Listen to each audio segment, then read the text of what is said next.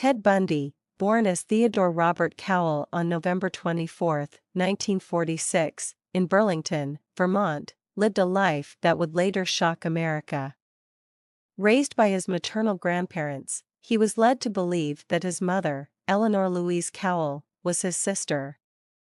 The identity of his father remains a mystery, adding another layer of complexity to his already complicated upbringing. As a child, Ted was academically gifted but socially awkward. He had a stutter, which made him an easy target for teasing among his classmates. Despite these challenges, he found solace in skiing and developed a keen interest in politics. These interests would follow him into his later years, masking the darker aspects of his personality that were yet to surface. During his late teens and early 20s, Ted's behavior began to change. He became increasingly interested in detective magazines, crime novels, and sexually explicit material. It was also during this period that he entered into a relationship with Stephanie Brooks.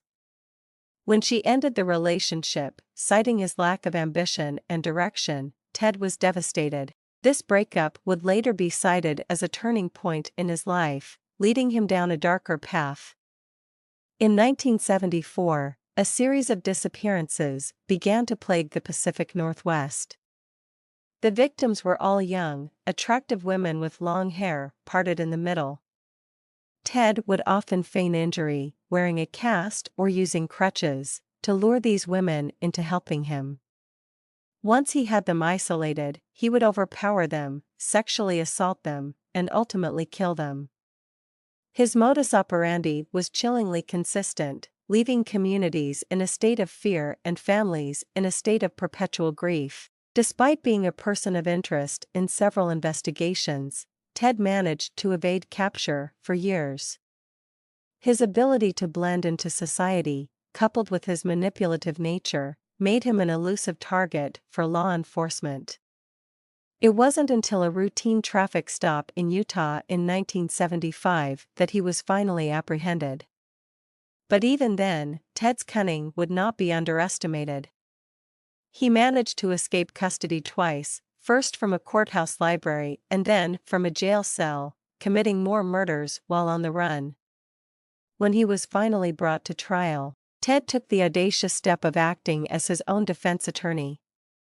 He cross-examined witnesses and presented arguments in a last-ditch effort to save himself.